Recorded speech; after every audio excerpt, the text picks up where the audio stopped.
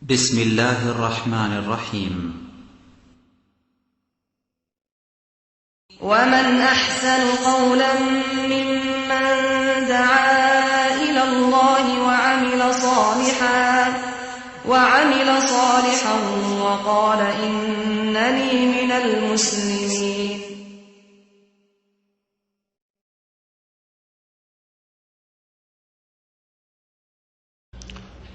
السلام عليكم ورحمة الله وبركاته. إن الحمد لله نحمده ونستعينه ونستغفره ونعوذ بالله من شرور أنفسنا ومن سيئات أعمالنا.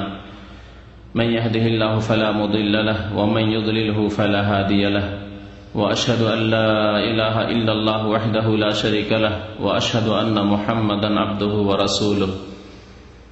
يا أيها الذين آمنوا اتقوا الله حق تقاته ولا تموتن إلا وأنتم مسلمون. يا أيها الناس اتقوا ربكم الذي خلقكم من نفس واحدة وخلق منها زوجها وبث منهما رجالا كثيرا ونساء، واتقوا الله الذي تساءلون به والأرحام إن الله كان عليكم رقيبا. يا أيها الذين آمنوا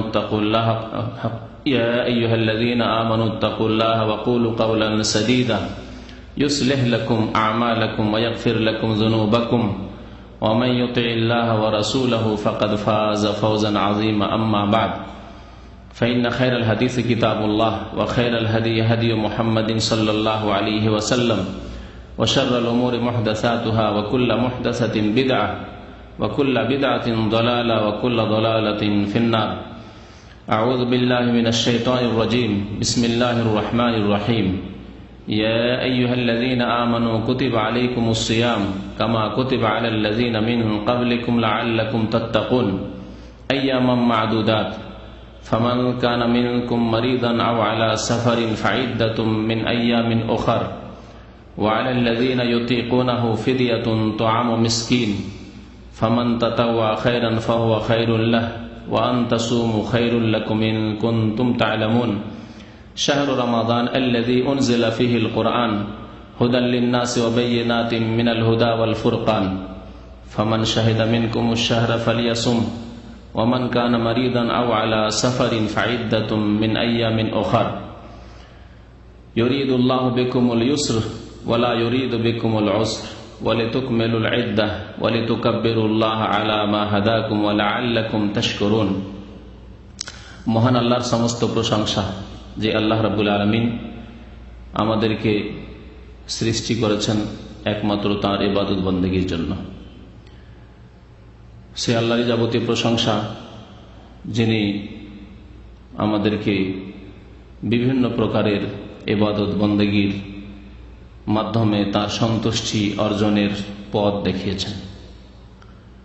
দরুদ ও সালাম নাযিল হোক প্রিয় নবী মুহাম্মদ রাসূলুল্লাহ সাল্লাল্লাহু আলাইহি সাল্লামের প্রতি, যিনি একমাত্র আল্লাহ রাব্বুল আলামিনের মনোনীত রাসূল, মনোনীত বান্দা, যার ইত্তিবা করা, যার অনুসরণ করা মহান আল্লাহ ফরজ করেছেন, যার পথের পথিক হওয়া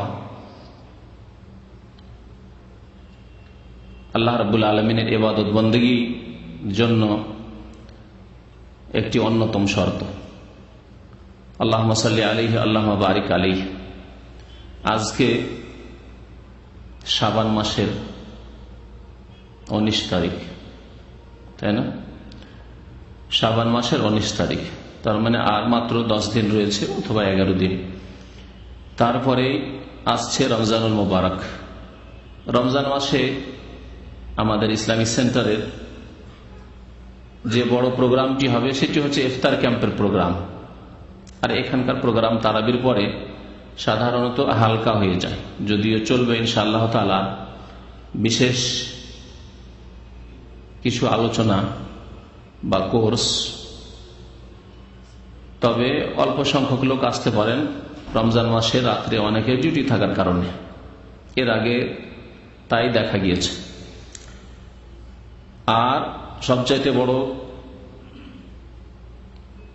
যে সমাবেশ বা মানুষের ইজতিমা, তা হচ্ছে আমাদের ইফতার ক্যাম্পে। প্রায় 1000-এর বেশি, 1000 থেকে 1200 বাংলাদেশি আমাদের ইফতার ক্যাম্পে দাম্মামে উপস্থিত হন দাম্মাম জাওয়াজাত পাসপোর্ট অফিসের পিছনে। আর আলহামদুলিল্লাহ 8 বছর থেকে প্রায় চলে আসছে ইফতার ক্যাম্প। এই ইফতার ক্যাম্পের বৈশিষ্ট্য হচ্ছে যে এখানে প্রায় ঘন্টা খানেক আসর পর মাগরিবের আগে ইফতারের পূর্বে দিনী আলোচনা হয় বিষয়ভিত্তিক, বিশেষ করে আম্বিয়া কেরামদের জীবনী, রাসূলুল্লাহ সাল্লাল্লাহু আলাইহি ওয়াসাল্লামের জীবনী, আকীদা তাওহীদ এবং গুরুত্বপূর্ণ মাসলা মাসাইল সম্পর্কে বিশেষ বিষয় নিয়ে প্রতিদিন এক একটি বিষয়ের উপর আলোকপাত করা হয়। রমজান মাস আসার পূর্বে এই রমজানুল মুবারক সম্পর্কে, রমজানুল মুবারকের ইবাদত বন্দেগী সম্পর্কে, এই মুবারক রমজানের করণীয় সম্পর্কে আমাদের প্রত্যেক মুসলিমকে সচেতন হওয়া উচিত বা জ্ঞান হাসিল করা উচিত।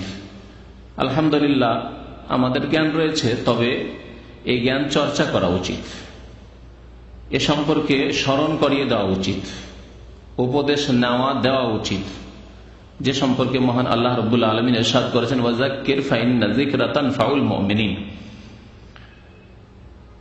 তুমি স্মরণ করিয়ে দাও হে নবী করিম সাল্লাল্লাহু আলাইহি ওয়াসাল্লাম। ওয়াযাক্কির মানে স্মরণ করিয়ে দেওয়া হচ্ছে শাব্দিক অর্থ, যদিও ভাব অর্থ আমাদের দেশের অনুবাদকরা করে থাকে যে উপদেশ দান করো। কারণ যে ব্যক্তি স্মরণ করায় দ্বীনের কথা, যে ব্যক্তি স্মরণ করায় আল্লাহর কথা, যে ব্যক্তি স্মরণ করায় রাসূলুল্লাহ সাল্লাল্লাহু আলাইহি ওয়াসাল্লামের সুন্নতের কথা, সেই ব্যক্তি উপদেশই দিয়ে থাকে। এই জন্য ভাব অর্থ উপদেশ করা হয়, কিন্তু আসলে স্মরণ করার অর্থ রয়েছে। ওয়াযাক্কির তুমি স্মরণ করিয়ে দাও বা উপদেশ দান করো, কারণ উপদেশ বা স্মরণ করালে মুমিনদের উপকার হয়।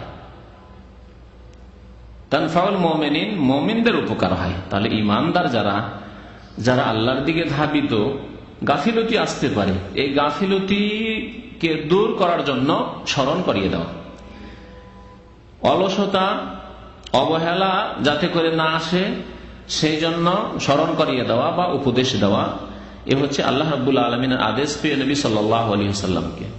সুতরাং আমাদের দিন সম্পর্কে, বিশেষ করে সামনে রয়েছে রমজান বা সিয়াম, রোজা রমজান সম্পর্কে যদিও জানা থাকে, তবে প্রত্যেকের স্মরণ করার প্রয়োজন রয়েছে এবং একে অন্যকে স্মরণ করানোর প্রয়োজন রয়েছে। এই জন্য আজকে রমজান মুবারক সম্পর্কে, তার কিছু ফজিলতের কথা এবং বিশেষ করে রমজান মাসে আমাদের করণীয় কি, এ সম্পর্কে আলোচনা করব। আসল আলোচনা শুরু করার পূর্বে এই যে কয়দিন রয়ে গেছে, সেই কয়দিন সম্পর্কে নবী করিম সাল্লাল্লাহু আলাইহি ওয়াসাল্লামের কি দিক নির্দেশনা রয়েছে। রমজান মাস আসার পূর্বে যে শাবান মাসের কয়েকদিন থেকে গেছে, এ সম্পর্কে নবী করিম সাল্লাল্লাহু আলাইহি ওয়াসাল্লাম কি বলেছেন। এই ক্ষেত্রে নবী করিম সাল্লাল্লাহু আলাইহি ওয়াসাল্লামের ইরশাদ রয়েছে একটি হাদিসে যে রমজান শুরু হওয়ার একদিন অথবা 2 দিন পূর্বে তোমরা রোজা রাখবে না। লা তাকাদ্দামু রমাদানা বিসাওমি ইয়াউমিন আও ইয়াউমাইন, রমজানের একদিন অথবা 2 দিন পূর্বে তোমরা রোজা রাখবে না, নিষেধ করেছেন নবী করিম সাল্লাল্লাহু আলাইহি ওয়াসাল্লাম। বিভিন্ন উদ্দেশ্যে রাখতে পারে, বিভিন্ন লোকের বিভিন্ন উদ্দেশ্য থাকতে পারে। কারো উদ্দেশ্য থাকতে পারে, যেমন ভাষ্যকারগণ, হাদিসের যারা পণ্ডিত, তারা লিখেছেন যে নবী করিম সাল্লাল্লাহু আলাইহি ওয়াসাল্লাম এই নিষেধাজ্ঞা কেন করেছেন। হতে পারে কারো মনে আসতে পারে যে রমজানের সম্মানার্থে আগে থেকে আমরা রোজা রাখা শুরু করি। যেমন বিশেষ অতিথি যদি আসে, তাহলে আপনি নিজের বাড়িতে বসে তাকে কি করেন না, অভ্যর্থনা জানান না, হ্যাঁ কি করেন, বাড়ির বাইরে চলে যান। বরং যদি আরো বিশেষ যদি স্পেশাল গেস্ট হয়, তাহলে গ্রামের বাইরে চলে যান, বরং স্টেশনে চলে যান, বরং আপনি এয়ারপোর্টে চলে যান তাকে রিসিভ করার জন্য, যান নাকি। হ্যাঁ, বিদেশি মেহমান যদি আপনার বাড়ি আসে, তাহলে আপনি এয়ারপোর্টে গিয়ে তাকে রিসিভ করবেন, তাকে অভ্যর্থনা জানাবেন। তো হতে পারে কোন মুসলিমদের মনে এই রকমের বিদাতি চিন্তাধারা আসতে পারে যে রমজান মুবারক, আমাদের মেহমান এমন মেহমান যে রমজানের মাধ্যমে মানুষের মার্জনা হয়, যে রমজানের মাধ্যমে অসংখ্য মানুষ জাহান্নাম থেকে মুক্তি পায়, অসংখ্য মানুষের জন্য জান্নাত অবধারিত হয়ে যায়। সুতরাং এই রমজানের অভ্যর্থনার জন্য আমি আগে থেকে রোজা শুরু করে দেব। রমজানের ইহতিরাম এবং সম্মানে এই আশঙ্কাকে লক্ষ্য করে নবী করিম সাল্লাল্লাহু আলাইহি ওয়াসাল্লাম নিষেধ করেছেন, যাতে করে এরকম বিদাত শুরু না হয়। এইভাবে তো ভালো মনে করে তো বিদাতগুলি শুরু হয়েছে, যে বিদাতগুলি নফল পড়া, বিশেষ বিশেষ রাত্রে নফল পড়া কেন শুরু হয়েছে? খারাপ নিয়ত নিয়ে শুরু করেনি, কিন্তু নিয়ত ভালো করলেই যে সওয়াব হবে তা হবে না। কারণ ইবাদত বন্দেগী আল্লাহ রাব্বুল আলামিন আদেশ মোতাবেক করতে হবে আর রাসূলুল্লাহ সাল্লাল্লাহু আলাইহি ওয়াসাল্লামের তরিকা অনুযায়ী করতে হবে। এই কথাটি বিদাতীরা বুঝতে না পারায় তারা ভালো নিয়তই করছে, আমরা ভালো নিয়তই করছি, তো আমাদের উদ্দেশ্য তো সৎ, আমাদের উদ্দেশ্য সৎ। আব্দুল্লাহ বিন মাসউদ রাদিয়াল্লাহু তাআলা আনহু কুফার মসজিদে এরকমই কিছু বিদাতীদেরকে তাসবিহ জপতে দেখেছিলেন। প্রথম বিদাত লক্ষ্য করেছিলেন। সুনানে দারমিতে এই হাদিসটি রয়েছে যে আবু মুসা আশআরী রাদিয়াল্লাহু তাআলা আনহু, প্রখ্যাত সাহাবী আবু মুসা আশআরী রাদিয়াল্লাহু তাআলা আনহু, আলী রাদিয়াল্লাহু তাআলা আনহুর অত্যন্ত ঘনিষ্ঠ মানুষ।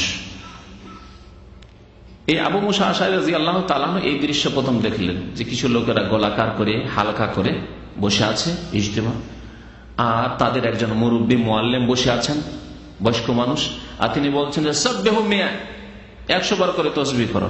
100 বার হইল। বলছে হামিদু মিয়া, 100 বার তোমরা আলহামদুলিল্লাহ পড়ো। আর একবার বলছে কাব্বিরু মিয়া, 100 বার আল্লাহু আকবার পড়ো তোমরা। আর সবাই শুরু করছে একসাথে আল্লাহু আকবার, আল্লাহু আকবার, আল্লাহু আকবার। হাল্লেলু মিয়া, 100 বার লা ইলাহা ইল্লাল্লাহ পড়ো।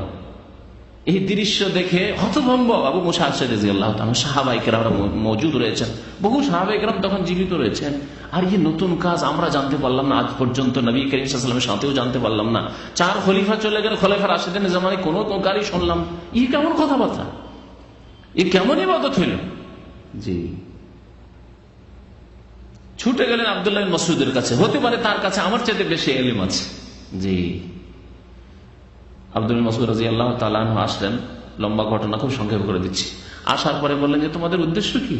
বলছে ওয়াল্লাহি, আল্লাহর কসম করে বলছি, মা আরাদনা ইল্লাল খায়র, আমাদের উদ্দেশ্য তো সব খায়র, আমরা তো নেকির জন্যই করছি। সুবহানাল্লাহ বলছি 100 বার, আলহামদুলিল্লাহ বলছি 100 বার, আল্লাহু আকবার বলছি 100 বার, লা ইলাহা ইল্লাল্লাহ বলছি 100 বার। ওয়াল্লাহি ইয়া আবু আব্দুর রহমান মা আরাদনা ইল্লাল খায়র, হে আবু আব্দুর রহমান, আব্দুল্লাহ বিন মাসউদের কুনিয়ত ছিল। আমাদের উদ্দেশ্য তো ভালো, তো বিদাতীদের উদ্দেশ্য ভালোই থাকে, ওদের উদ্দেশ্যতে কোনো কালাম নেই, উদ্দেশ্যের উপর আমরা কোনদিন মন্তব্য করি না। কিন্তু উদ্দেশ্য হলেই যে সৎ পথে থাকবে না, বিদাত হচ্ছে গুমরাহি, কুল্লু বিদাতিন দালালাহ। তাই আব্দুল্লাহ বিন মাসউদ কি বলেছিলেন? উত্তরে কি বলেছিলেন? ওয়া কাম মিন মুরিদিন লিল খায়রি লা ইউদরিকুহু, বহু মানুষ রয়েছেন যারা কল্যাণকামী কিন্তু কল্যাণে পৌঁছে না, কল্যাণে পৌঁছিতে পারে না। মঙ্গল কামনা করে কিন্তু মঙ্গলে পৌঁছিতে পারে না, ভালাই কামনা করে কিন্তু ভালাই পৌঁছিতে পারে না, লা ইউদরিকুহু, পায় না ভালাই। তো কথা হচ্ছে যে এই উদ্দেশ্যে কেউ শুরু করতে পারে, তাই নবী করিম সাল্লাল্লাহু আলাইহি ওয়াসাল্লাম সতর্কতামূলক আগে নিষেধ করে দিচ্ছেন। আর এই দিনগুলি সন্দেহের দিন, এই দিনগুলিকে নবী করিম সাল্লাল্লাহু আলাইহি ওয়াসাল্লাম সন্দেহের দিন, ইয়াউমুশ শাক বলে আখ্যায়িত করেছেন। সন্দেহের দিন মানে কি? সন্দেহ মানে শাবানের শেষ দিনও হতে পারে, আবার রমজানের প্রথম তারিখও হতে পারে। 30 শাবানের যে দিনটি রয়েছে সে দিনটি সম্পর্কে এই দুটি সম্ভাবনা আছে কিনা? কারণ নবী করিম সাল্লাল্লাহু আলাইহি ওয়াসাল্লাম বলেছেন যে চাঁদের মাস 29 হয় আর 30 হয়, তাহলে শাবান যখন 29 হয়ে গেল তারপরের দিনটি সম্পর্কে দুটি সম্ভাবনা আছে, দুটোর একটা হবে। হতে পারে দেখাতে ভুল হতে পারে, চাঁদ দেখায় ভুল হতে পারে। কেউ এই সন্দেহের কারণে যে আমি এই সন্দেহের ঝামেলায় থাকবো না, আমার যাতে করে রোজা কম না হয়, আমি একদিন আগে থেকে শুরু করবো। চাঁদ দেখার খবর পায় আর না পায়, সরকার ঘোষণা করে আর না করে, অথচ মুসলিম সরকার ঘোষণা করে আর না করে, লোকেরা রোজা রাখুক আর না রাখুক, আমি একদিন আগে থেকে শুরু করে দেবো, যাতে করে কারো যদি রোজা কম হয় আমার কম না হয়। এরকম তো কেউ রাখতে পারে। তাই নবী করিম সাল্লাল্লাহু আলাইহি ওয়াসাল্লাম নিষেধ করেছেন এবং কঠোরভাবে নিষেধ করেছেন। কি বলেছেন? মান সামা ফিল ইয়াউমিল্লাযী ইউশাক্কু ফীহি, যে ব্যক্তি সন্দেহের দিনে রোজা রাখবে, অর্থাৎ 29 শাবানের পরে 30 শাবান, যে দিনটি 29 শাবানের পরে চাঁদ দেখা গেল না কিন্তু রোজা শুরু করে দিলাম, এটি হচ্ছে সন্দেহের দিন। ফাকাদ আসা আবুল কাসিম সাল্লাল্লাহু আলাইহি ওয়াসাল্লাম, সেই ব্যক্তি প্রিয় নবী মুহাম্মদুর রাসূলুল্লাহ সাল্লাল্লাহু আলাইহি ওয়াসাল্লাম, যার কুনিয়ত আবুল কাসিম, তার নাফরমানি করলো, বিরুদ্ধাচরণ করলো। তাহলে রোজা রেখেও কি করলো? আল্লাহ রসুলের নাফরমানি করলো। আর আল্লাহ রসুলের নাফরমানি করলে কি জান্নাত না জাহান্নাম? ওয়া মান ইউশাকিকির রাসূল, আল্লাহ কোরআনে ইরশাদ করেছেন, যে ব্যক্তি রাসূলের বিরুদ্ধাচরণ করবে, মিন বাদি মা তাবায়্যানা লাহুল হুদা, তার রাস্তা স্পষ্ট হওয়ার পরে, মানে কোরআন নাযিল হওয়ার পরেও, নবী সাল্লাল্লাহু আলাইহি ওয়াসাল্লামের হাদিস আমাদের মাঝে থাকার পরে, ঘরে থাকার পরেও, সমাজে থাকার পরেও, ইসলামিক লাইব্রেরিতে কিতাব থাকার পরেও, নিজের ভাষা জানার সুবিধা থাকার পরেও, মিন বাদি মা তাবায়্যানা লাহুল হুদা ওয়া ইয়াত্তাবি গায়রা সাবিলিল মুমিনিন, এবং মুমিনদের রাস্তা ছাড়া অন্য পথ অবলম্বন করলো, অর্থাৎ সাহাবায়ে কেরাম। মুমিন মানে এখানে কিয়ামত পর্যন্ত ফাসিক মুমিন, বিদআতি মুমিন, মুসলিম আসেন তারা নয়, মানে এখানে মুমিন বলে আখ্যায়িত করা হয়েছে কোরআন নাযিল হওয়ার যুগের মুমিন। তারা কারা? সাহাবায়ে কেরাম। তাহলে আদর্শ মানুষ আমাদের সাহাবায়ে কেরাম, আদর্শ মানুষ আমাদের নবী করিম সাল্লাল্লাহু আলাইহি ওয়াসাল্লামের পরে সাহাবায়ে কেরামের দল। তাদের কথা আল্লাহ কোরআনে এখানে বলেছেন, ওয়ায়াত্তাবি গায়রা সাবিলিল মুমিন, মুমিনদের রাস্তা ছাড়া যদি অন্য পথে চলে, তাহলে কোন পথে চলতে হবে? মুমিনের রাস্তায় চলতে হবে, সাহাবায়ে কেরামদের রাস্তায় চলতে হবে। আর অন্য পথে যদি কেউ চলে, শাস্তি আল্লাহ বলছেন, নুআল্লিহি মা তাওয়াল্লা, যে যেদিকে যেতে চাইবে আমি তাদেরকে ছেড়ে দেবো, স্বাধীনতা দিয়েছি আমি। ওয়া নুসলিহি জাহান্নামে, এবং তাদেরকে প্রবিষ্ট করবো জাহান্নামে। তাহলে বুঝা গেল যে নবী করিম সাল্লাল্লাহু আলাইহি ওয়াসাল্লামের যদি কেউ নাফরমানি করে, যদি সাহাবায়ে কেরামদের পথ ছাড়া অন্য কোনো পথে চলে, সাহাবায়ে কেরামের যেসব কর্ম আমল করেননি, দিন ধর্ম মনে করে, নেকি মনে করে, সেসব কাজ যদি করে, তো নুসলিহে জাহান্নাম, জাহান্নামের পথ, ও সাআত মাসিরা, এবং তার পরিণাম খুব খারাপ, আল্লাহ বলছেন। তাহলে সন্দেহ দিনে রোজা রাখা যাবে না। নবী করিম সাল্লাল্লাহু আলাইহি ওয়াসাল্লাম 15 শাবানের পরেও রোজা রাখতে নিষেধ করেছেন, যদিও রোজা রাখা কঠোরভাবে হারাম নাই, কিন্তু ওলামারা বলেছেন অপছন্দনীয়। তারপরে আর যদি কারো অভ্যাস থাকে ব্যতিক্রম, ওই ব্যক্তি, কারো যদি অভ্যাস থাকে প্রত্যেক মাসে সোমবার বৃহস্পতিবার রোজা রাখা, সোমবার বৃহস্পতিবার প্রত্যেক মাসে রোজা রাখে, মুহররমে রাখে, সফরে রাখে, রবিউল আউয়াল রাখে, এইভাবে শাবানেও সোমবার বৃহস্পতিবার রোজা রাখবে, তার হোক, যেহেতু প্রত্যেক মাসে সে রাখতে অভ্যস্ত, শুধু শাবানে নয়। তাহলে এই শাবান মাসের শেষ দিন 30 তারিখ বা 29 তারিখ যদি সোমবার হয়, যদি বৃহস্পতিবার হয়, তো সেই ব্যক্তি রোজা রাখতে পারবে না? পারবে না? পারবে। ইল্লা ইয়াকুনা সামাহু, এর আগে সে রোজা রাখতো, তাহলে সে রোজা রাখবে। ব্যতিক্রম, তাকে ছাড় দেওয়া হয়েছে ওই ব্যক্তিকে, যে ব্যক্তি এর আগে ওইভাবে রোজা রাখে, তারা রোজা রাখবে। আর যারা অন্য মাসে এরকম নফল রোজা রাখতো না, আর হঠাৎ করে শাবান মাসের শেষ তারিখে সোমবার পড়েছে, বা 29 তারিখে 30 তারিখে সোমবার অথবা বৃহস্পতিবার হয়েছে, আর সে রোজা রেখেছে, না, রোজা রাখবে না, নিষেধ করেছেন নবী করিম সাল্লাল্লাহু আলাইহি ওয়াসাল্লাম। তারপরে আসি এই রমজান মাস সম্পর্কে আলোচনায়। রমজান মাস, রমজান মাসে আমাদের করণীয় কি? রমজান মাসের ফজিলত বা কি? বহু ফজিলতের হাদিস রয়েছে রোজা এবং রমজান সম্পর্কে। রমজানের ফজিলত সম্পর্কে মহান আল্লাহ রাব্বুল আলামিন সূরা বাকারায় একটি আয়াতে সেদিকে ইঙ্গিত করেছেন, শাহরু রমাদান আল্লাযী উনজিলা ফীহিল কুরআন। রমজান এমন একটি মাস যেই মাসে আল কোরআন আল্লাহ নাযিল করেছেন। উনজিলা ফীহিল কুরআন, কোরআন নাযিল করা হয়েছে। সাধারণ মানুষ যদি এই আয়াতের অনুবাদ পড়ে, কোরআন নাযিল হয়েছে, জানলাম যে কোরআন নাযিল হওয়ার সময়কাল, কোরআন নাযিল আরম্ভ হয়েছে বা প্রথমবার কোরআন নাযিল হয়েছে, একটি ব্যাখ্যা। আর একটি ব্যাখ্যা হচ্ছে যে লৌহে মাহফুজ থেকে প্রথম আকাশে পুরা কোরআনকে এই রমজান মাসে নাযিল করে দেওয়া হয়েছে। তারপরে জিবরাইল আলাইহিস সালামকে দায়িত্ব দেওয়া হয়েছে, যখন যখন প্রয়োজন হবে, যখন যখন আল্লাহর আদেশ হবে যে অমুক অমুক সূরা, অমুক অমুক আয়াত আমার প্রিয় নবী মুহাম্মদ রাসূলুল্লাহ সাল্লাল্লাহু আলাইহি ওয়াসাল্লামের কাছে ওহী করো, নিয়ে যাও, তখন তিনি নিয়ে আসবেন। তা রমজান মাসে কোরআন নাযিল হয়েছে, এর থেকে কি বা বুঝলাম?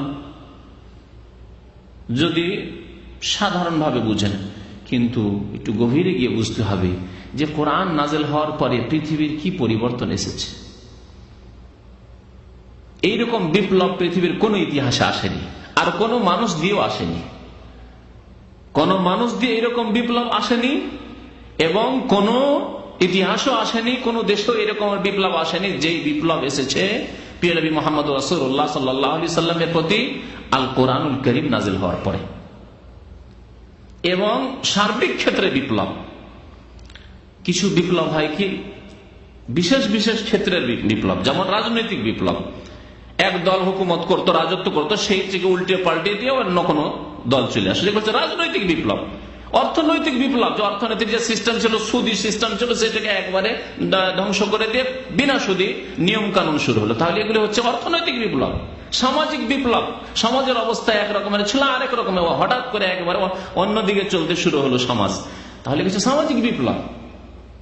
ব্যক্তি জীবনের বিপ্লব, একজন মানুষ একেবারে খারাপ লোক ছিল, বেনামাজি, ফাসেক, জুয়া খেলতো, শরাব পান করতো, ইত্যাদি ইত্যাদি। তাহলে ব্যক্তি জীবনে তার হঠাৎ করে বিপ্লব, মাশাআল্লাহ দাড়ি ছেড়ে দিয়েছে, মাশাআল্লাহ তাহাজ্জুদ শুরু করেছে, মাশাআল্লাহ 5 ওয়াক্ত নামাজ, ফজর নামাজে প্রথম কাতারে হাজির, তাহলে ব্যক্তি জীবনের বিপ্লব। পারিবারিক জীবনের বিপ্লব, কারো পরিবার খুব খারাপ ছিল, পর্দা ছিল না, কিচ্ছু ছিল না, তার বাড়িতে হঠাৎ করে দেখা যাচ্ছে যে বিনা আদেশে প্রবেশ নিষেধ। আমার গ্রামে এক বাড়ি ওইরকম ছিল, তারা ছিল বিদাতি। তো আলহামদুলিল্লাহ রাব্বিল আলামিন, ছাত্র জীবন থেকে তাদের সাথে আমার একটা চলাফেরা ছিল। তারা নামাজ পড়তো কিন্তু বিদাত করতো তারা, আর পর্দা বলে কোনো কিছু ছিল না তাদের। এই গেট দিয়ে ঢুকতো গ্রামের লোকের, আর ওই গেট দিয়ে বেরোতো। এরকম অনেক বাড়ি আছে গ্রামে। হ্যাঁ, মানে গোটা গ্রামের লোকের জন্য রাস্তা সেটা, তাদের বাড়িটা। হঠাৎ করে আলহামদুলিল্লাহ তারা যখন শিরক বিদআত থেকে তওবা করলো, আর আলহামদুলিল্লাহ যখন সঠিক জিনিস তারা বুঝতে পারলো, তার পর্দার ব্যাপারটা বুঝে উঠলো।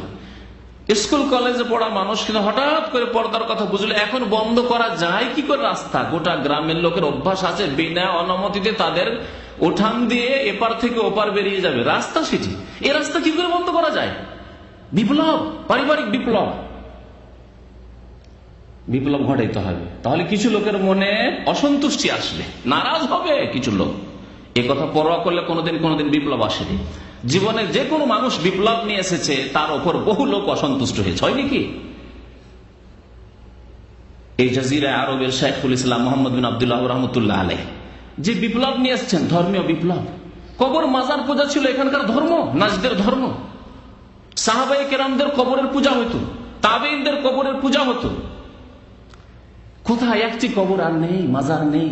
কবর আছে সাধারণ কবর হিসাবে, যেমন অন্য একজন সাধারণ মিসকিনের কবর থাকে, তেমন সবার কবর রয়েছে। কোন কবর পাকা নেই, কোন কবর উঁচা নেই, 3 হাত উঁচা নেই, কোন কবরে কোনো ফুল নেই, কোন কবরে চাদর নেই। এই বিপ্লব আসলো কোত্থেকে? যখন আসলো তখন সবাই কি সালামি পেশ করলো, না সারা বিশ্বের বিদআতপন্থীরা তাদেরকে গাল দিলে যে ওয়াহাবি, আর ওয়াহাবি মানে মুসলমান নয়? তাহলে বোঝা গেল যে অসংখ্য মানুষ অসন্তুষ্ট হবে যে কোনো বিপ্লব আসলে। তাদেরকে বললাম যে যদি বাড়িতে পর্দা করতে হয় তাহলে গ্রামের কিছু লোক অসন্তুষ্ট হবে, কিন্তু এই অসন্তুষ্টির পরোয়া করলে হবে না। গেটের বাইরে লিখে দেন বিনা আদেশে প্রবেশ নিষেধ, লিখে দেন। আর দরজা লাগিয়ে দেন। দরজা ছিল না খোলা, দরজা থাকবে, না দরজা বন্ধ থাকবে, আপনারা নিজেরা ঢুকবেন। এমনি দরজা লক করা থাকবে না, কিন্তু দরজা থাকবে, লিখা থাকবে। তারপরে যদি কেউ ঢুকে বলে থামেন, বাইরে বসার জায়গা আছে, রাস্তা বাইরে দিয়ে আছে, এখান দিয়ে রাস্তা নেই। অসন্তুষ্টি কিছু লোকেরা হবে, তাহলে বিপ্লব আসবে।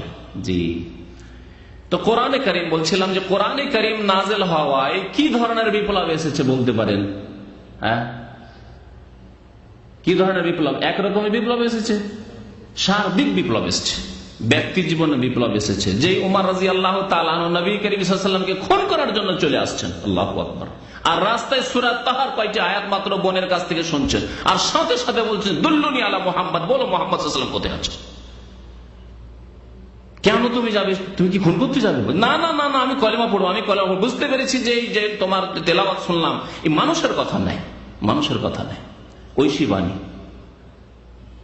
ব্যক্তি জীবনের বিপ্লব হঠাৎ করে, কট্টর দুশ্মন আর অন্তরঙ্গ বন্ধু হয়ে যাচ্ছে সাথে সাথে, 2-4 মিনিটের মধ্যে, মুহূর্তের মধ্যে।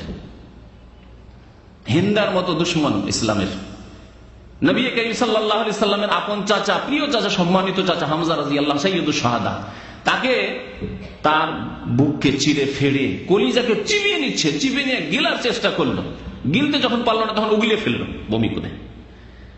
সেই হিন্দার মতো ইসলাম দুশ্মন কট্টর, সেই কলেমা পড়ে মুসলমান হয়ে যাচ্ছে, আল্লাহু আকবার। খালিদ বিন ওয়ালিদ, আবু সুফিয়ান,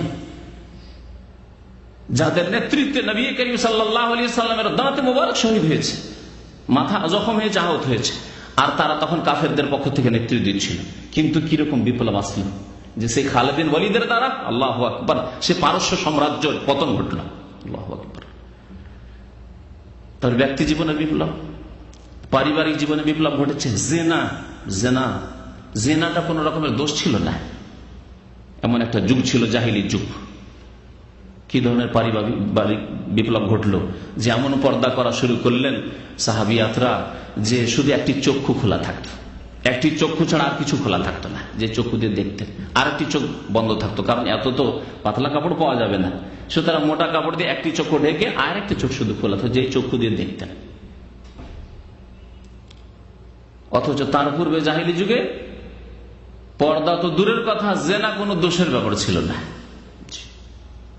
যে কোনো পাপ, সামাজিক বিপ্লব আসলো, পারিবারিক বিপ্লব আসলো, অর্থনৈতিক বিপ্লব আসলো, সুদ, নবী করিম সাল্লাল্লাহু আলাইহি ওয়াসাল্লামের আপন চাচা আব্বাস সবচেয়ে বড় সুদ করছিলেন। আল্লাহু আকবার। কলিমা পড়লেন, নবী করিম সাল্লাল্লাহু আলাইহি ওয়াসাল্লাম বললেন যে আজকে থেকে সুদ হারাম। তুমি কলিমা পড়েছো, সুদ হারাম, সুদের ব্যবসা করতে তুমি, আর সুদ হারাম হওয়ার ঘোষণা করছি। আর যত লোকের কাছে আমার চাচা আব্বাসের টাকা পড়ে রয়েছে, ধার দেওয়া রয়েছে, ঋণ দেওয়া রয়েছে, আমি ঘোষণা করছি যে সর্বপ্রথম যে সুদ রহিত করছি, আর এর ঘোষণা করছি তা হচ্ছে রেবাল আব্বাস ইবনে আব্দুল মুত্তালিব, আব্দুল মুত্তালিবের ছেলে আব্বাস আমার চাচার যে সুদ, আর সুদ দিতে হবে না, রউস আমওয়াল, যা আসল পুঁজি নিয়েছো তা ফেরত দেবে সুদ। অর্থনৈতিক বিপ্লব, রাজনৈতিক বিপ্লব, আল্লাহু আকবার। জি, বিচার বিভাগের বিপ্লব, সার্বিক বিপ্লব কার দ্বারা? কোরআন দ্বারা। শাহরু রমাদান আল্লাযী উনজিলা ফীহিল কোরআন। আরেকটি কথা বলি, কোরআনে কারীম যে সময় নাযিল হয়েছিল মক্কাতুল মুকাররমায়, কাবার চারিদিকে কতটি মূর্তি পূজা হইতো বলেন দেখি? কাবার চারিদিকে, মক্কায় নয়। অনেকে ভুল বলে যে মক্কাতে 360টি মূর্তির পূজা হয়তো না। ওয়া হাউলাল কাবাতে হাদিসে রয়েছে, ওয়া হাউলাল কাবাতে 360 সানামান। শুধু কাবার চারিদিকে ওই তওয়াফের জায়গায়, যেটাকে মাতাফ বলা হয়, যে জায়গায় আজকে তওয়াফ করছেন, সেখানে 360টি মূর্তি ছিল। 1400 বছর আগে যদি 360টি মূর্তি থাকে, আজকে কত হাজার মূর্তি সেখানে হইতো ভাবতে পারেন? আর কত বড় মন্দিরে পরিণত হইতো ভাবা যায় কি? একটা উদাহরণ দিলে বুঝতে পারবেন। ভারত, বাংলাদেশ, পাকিস্তানে কত লক্ষ লক্ষ মাজার আছে। এই মাজারগুলি ইসলাম আসার আগে তৈরি হয়েছে না পরে? পরে। আর পরেও নবী করিম সাল্লাল্লাহু আলাইহি ওয়াসাল্লামের পরে কাছাকাছি 500 বছর তৈরি হয়নি। তার মানে এই 1400 বছর আরো 500 বছর কম করে দেন, তাহলে বাঁচে কত? 900 বছর। এই 900 বছরের মধ্যে লক্ষ লক্ষ মাজার এক একটি দেশে তৈরি হয়েছে। ভারত, বাংলাদেশ, পাকিস্তান উপমহাদেশে যে মাজারের দেশে, সব দেশে। তাহলে 900 বছরের মধ্যে যদি লক্ষ লক্ষ মাজার মুসলিম, এক শ্রেণীর মুসলিমদের দ্বারা তৈরি হয়, যেখানে আল্লাহ ছাড়া অন্যকে সেজদা করা হচ্ছে, আল্লাহ ছাড়া অন্যের কাছে দোয়া করা হচ্ছে, তাহলে মক্কার মুশরিকদের মাঝে যদি কোরআন কারীম নাযিল না হতো, তো কত লক্ষ লক্ষ দেবী দেবতার মূর্তি, পুতুল, প্রতিমার পূজা হতো। চিন্তা করতে পেরেছেন? আল্লাহ রাব্বুল আলামিন অসংখ্য মানুষকে আল কোরআন কারীম দিয়ে হিদায়াত করেছেন। আল্লাহু আকবার। সুদূর বাংলাদেশে মধ্যখানে 75% কাফের হিন্দু থেকে গেল ভারতে, আর সুদূর বাংলাদেশে 90% মুসলমান হয়ে গেল। ভাগ্যবান নয় কি এই মুসলিমরা, যারা জন্মগত ইসলাম পেয়ে গেছে? বলুন আলহামদুলিল্লাহ, আলহামদুলিল্লাহ। যারা ভারতে কাফেরদের মাঝে থেকে, হিন্দুদের মাঝে থেকেও ইসলাম পেয়ে গেছে, কত শুকরিয়া আদায় করা উচিত। আলহামদুলিল্লাহ যে আমরা মুসলমান হয়েছি, আমাদের ঘরে ঘরে ইসলাম পৌঁছে গেছে। এই কোরআন নাযিল হলে তা হতো কি? কোরআন যদি নাযিল না হতো তাহলে তা হতো কি? অসম্ভব।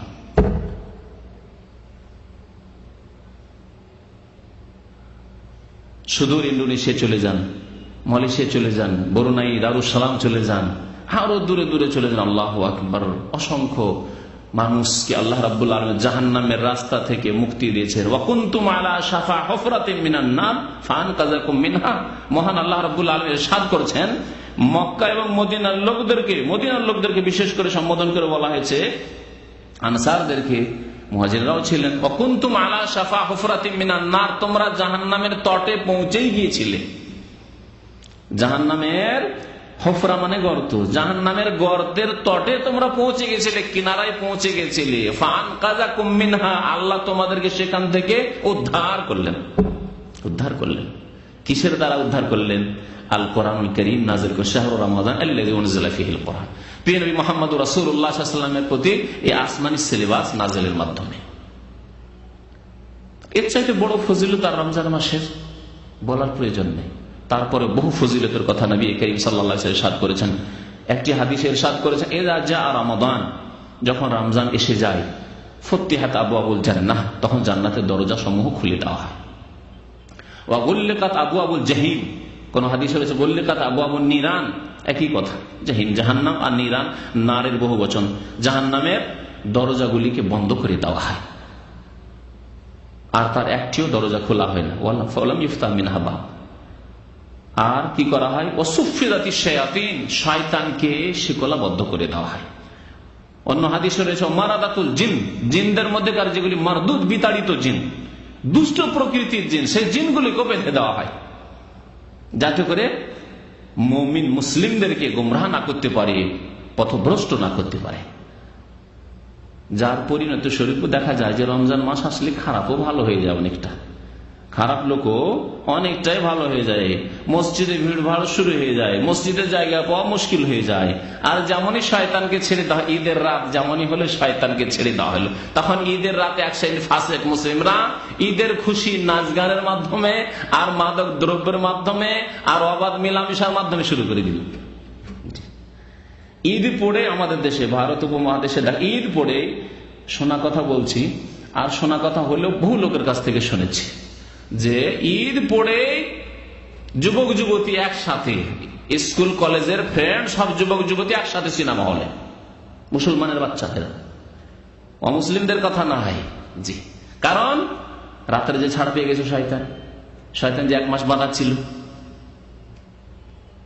তো রমজান মাস হচ্ছে একটা সুযোগ আল্লাহ রাব্বুল আলামিনের পক্ষ থেকে, সুবর্ণ সুযোগ, তওবার সুযোগ, আল্লাহ রাব্বুল আলামিনের মাগফিরাতের সুযোগ। এই রমজান মাসে আমাদের করণীয় কি, সেদিকে ফিরে আসি। রমজান মাসে আমাদের বেশ কিছু করণীয় রয়েছে। আপনাদের সামনে আজকে 10টি করণীয় বর্ণনা করব রমজান মাসে। প্রথম করণীয়, কে বলতে পারেন প্রথম করণীয় রমজান মাসের? প্রথম আমল এবং সবচাইতে বড় আমল রমজান মাসের, সিয়াম পালন করা।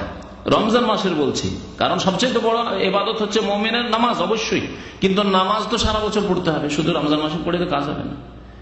আর একটি কথা এখানে বলে দিই যে রমজান মাসে রোজা রাখলে, যাকাত দিলে, অন্য অন্য ইবাদত করলে, হজ করলে, উমরা করলে তার আগে নামাজ সুন্দর হইতে হবে।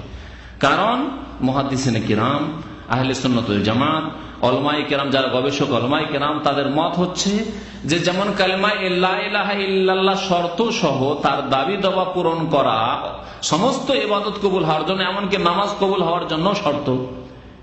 কারো যদি লা ইলাহা ইল্লাল্লাহ ঠিক না থাকে তো নামাজ পড়ে লাভ আছে।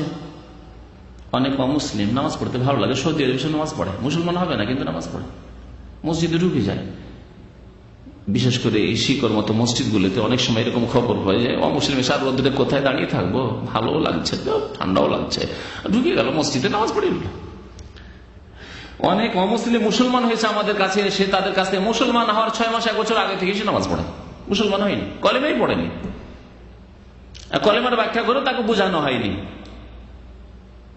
কিন্তু নামাজ পড়ে এমনিতেই। রোজা রাখে এরকম এক বাংলাদেশি ছিল এখানে দীর্ঘদিন, বছর খানেক, অনেক ভাইরা যারা পুরানো ভাইরা শুক্রবারে এসে আমার বক্তব্য শুনতেন এবং মুসলমানদেরকে আরো উৎসাহিত করতেন যে যাচ্ছ না কেন তোমরা শিখতে ওখানে।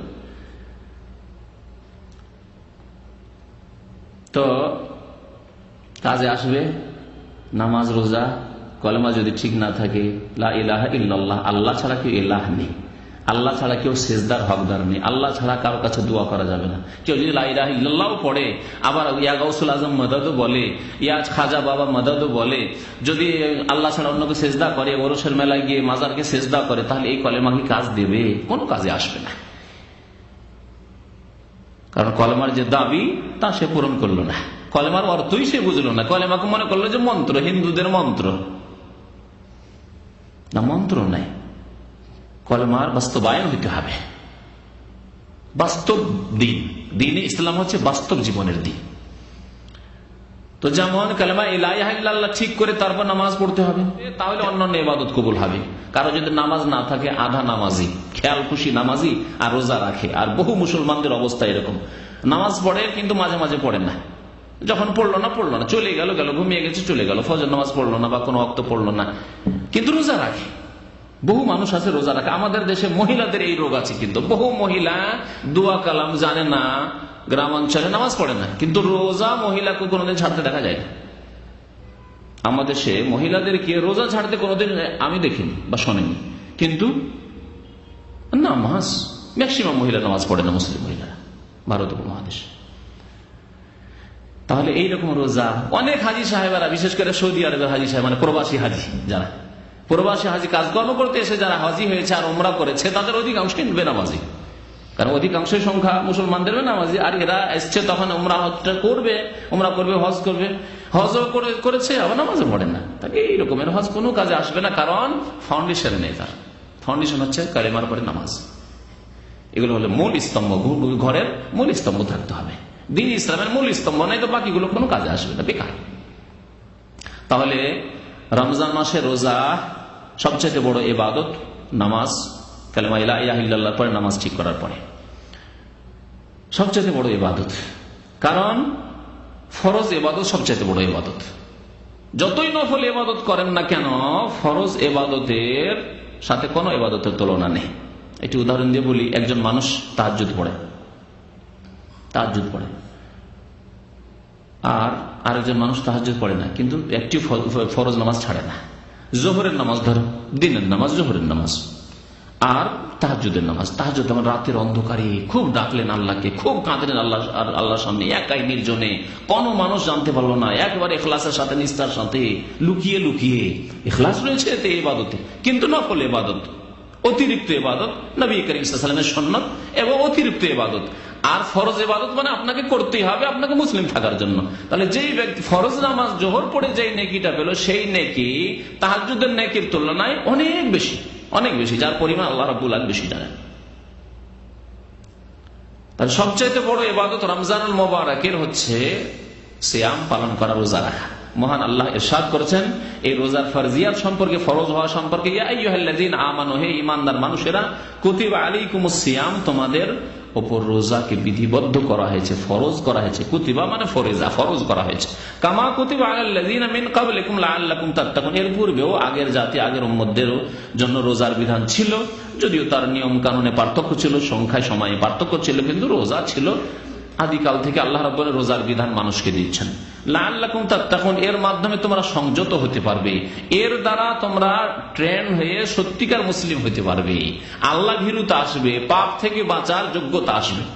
এই যে পাপ থেকে বাঁচার যোগ্যতা, তাকওয়া, এই রোজার মাধ্যমে আসে। সত্যিকার রোজা যদি রোজার মতো রাখে, সিয়াম যদি পালন করে আল্লাহ সন্তুষ্টির জন্য আর পরকালের নাজাতের জন্য, তাহলে একজন মানুষ, সামান্য একটি উদাহরণ দিয়ে বলছি, যদিও সামান্য নয়, কারণ হারাম এটি ইসলামে, সিগারেট খাওয়া বা বিড়ি খাওয়ার কারো অভ্যাস, ধূমপান করা অভ্যাস ছিল। রোজা রাখা অবস্থায় কোনো মতেই সে বিড়ি সিগারেট পান করবে না, তাই কিনা? সারাদিন আপনি এত নিজেকে কন্ট্রোল করে রাখলেন, ধৈর্য ধারণ করে থাকলেন, যদিও আপনাকে মানসিক কষ্ট হচ্ছিল, কারণ বদঅভ্যাস হয়ে গেছে, তো বদঅভ্যাস হয়ে গেছে আপনার নেশা করার, সেই জন্য থাকতে খুব কষ্ট লাগছে, কিন্তু তারপরেও আপনি রোজার জন্য সমস্ত ত্যাগ স্বীকার করেন। না, আমি বিড়ি দিলেও আপনি বিড়ি পান করবেন না, আপনাকে সিগারেট দিলেও সিগারেট পান করবেন না, টাকাও তার সাথে যদি দেওয়া যায়, সিগারেট দিচ্ছি তোমাকে 500 রিয়ালও দিচ্ছি, পান করবেন একজন মুসলিম? সিগারেট খাওয়া বদ অভ্যাস আছে, গুনাহ করা অভ্যাস, তারপরেও কেন আল্লাহর ভয়ে রোজা রাখবো আমি। তাহলে সারাদিন যখন 12 ঘন্টা আপনি ধৈর্য ধারণ করতে পারলেন, তার 2-4-5 ঘন্টা ধৈর্য ধারণ করার পর ঘুমিয়ে যেতে পারবেন না, আর তারপরে সাহরি খেয়ে নিলে তারপর আবার হারাম হয়ে গেল। তাহলে এইভাবে আপনাকে এই যে সিগারেট পান করা, ধূমপান করার মতো গুনাহ থেকে আপনাকে কি করলো? বাঁচার যোগ্যতা আপনার মধ্যে তৈরি করে দিল এই রোজা। লাআল্লাকুম তাত্তাকুন, এই একটি উদাহরণ।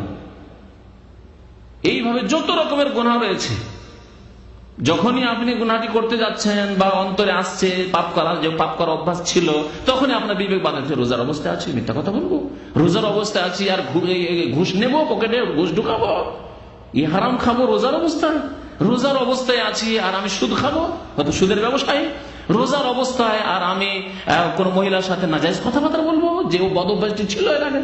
তাহলে লাআল্লাকুম তাত্তাকুন, এইভাবে ধীরে ধীরে ধীরে ধীরে এই রমজান মাসে রোজা রাখবে আর তোমার মধ্যে তাকওয়া চলে আসে। রোজা হচ্ছে সবচেয়ে বড় ইবাদত। তারপরে দ্বিতীয় ইবাদত কি?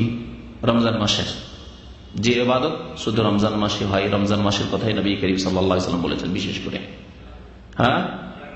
কিয়ামুল লাইল, কিয়ামে রমাদান। কিয়ামুল লাইল তার নাম কিয়ামে রমাদান, তার নাম হচ্ছে তারাবিহ। তারাবিহ নামটি পরবর্তীকালে শুরু হয়েছিল সাহাবায়ে কেরামদের শেষ জামানায় বা তাবেঈনদের যুগে তারবিহা থেকে মানে বিরতি দেওয়ার, দীর্ঘক্ষণ ধরে নামাজ পড়তেন। নামাজ তো সেই যুগের লম্বা হইতো, সেই কোয়ালিটির নামাজ তো আর পৃথিবীতে নেই। মা আয়েশা রাদিয়াল্লাহু তাআলা আনহা বলছেন যে নবী করিম সাল্লাল্লাহু আলাইহি ওয়াসাল্লাম 11ই পড়তেন, কিন্তু তার কোয়ালিটি কেমন ছিল জানো? গতকালকে খবরে বক্তব্য ছিল, তাই এই কথাটি বলছিলাম যে একটা হচ্ছে কোয়ালিটি, আমি এখানে বলি মাঝে মাঝে আপনাদেরকে, একটা হচ্ছে কোয়ালিটি আর একটা হচ্ছে কোয়ান্টিটি, পরিমাণ, তাই না? তো আমরা পরিমাণের পিছনে খুব ছুটেছি, কিন্তু কোয়ালিটির পিছনে ছুটি না। আমরা পরিমাণ নিয়ে এমন ঝগড়া যে একদল বলছে না আমরা 8-এর বেশি যাব না, আর একদল বলছে না আমরা 20 পেয়েছি বাপদাদা থেকে, 20-এর কমও না বেশিও না। পরিমাণ নিয়ে কিরকম গোড়ামি ঝগড়া শুরু হয়েছে, তাই না? কিন্তু দুই দলই আধা ঘন্টায় নামাজ সারে। যারা 20 পড়ে তারাও আধা ঘন্টায় সারে, আর যারা 8 পড়ে তারাও আধা ঘন্টায় সারে। নবী করিম সাল্লাল্লাহু আলাইহি ওয়াসাল্লাম 1 ঘন্টায় সেরেছেন, আধা ঘন্টা বাদ দেন, 1 ঘন্টায় সেরেছেন, 2 ঘন্টায় সেরেছেন, 3 ঘন্টায় সেরেছেন। কতক্ষণে তারা নামাজ পড়েছেন তা শুনবেন। নবী করিম সাল্লাল্লাহু আলাইহি ওয়াসাল্লাম সম্পর্কে মা আয়েশা রাদিয়াল্লাহু তাআলা আনহা বলছেন যে তার তারাবি কেমন ছিল। মা কানা ইয়াজিদু ফি রমাদান ওয়ালা ফি গায়রিহি আলা 11 রাকাতান। রমজানে হোক আর অন্য কোন মাসে হোক প্রিয় নবী সাল্লাল্লাহু আলাইহি ওয়াসাল্লাম 11-এর বেশি পড়তেন না। তবে কেমন পড়তেন কোয়ালিটি শোনো। ইউসাল্লি আরবান ফালা তাসআল আন হুসনিহিন্না ওয়া তুলিহিন্না। প্রথম 4 রাকাত পড়তেন, এত লম্বা পড়তেন আর এত সুন্দর পড়তেন যে তুমি জিজ্ঞাসাই করো না এই সম্পর্কে আর কি বলবো তোমাকে। বলি না আমরা আমাদের কথা বাক ভঙ্গিমায় যে আরে এ সম্পর্কে জিজ্ঞাসাই করিও না। কোন ব্যক্তি খুব ভালো হলে অথবা কোন ব্যক্তি খুব খারাপ হলে, দুই ক্ষেত্রে আমরা বলি, এর প্রসঙ্গ হিসাবে বোঝা যায় লোকটির প্রশংসা করছে, তখন এর সম্পর্কে আবার জিজ্ঞাসা কি? জিজ্ঞাসা করার প্রয়োজনই নাই এ সম্পর্কে, তাই না? প্রশংসা করতে কি?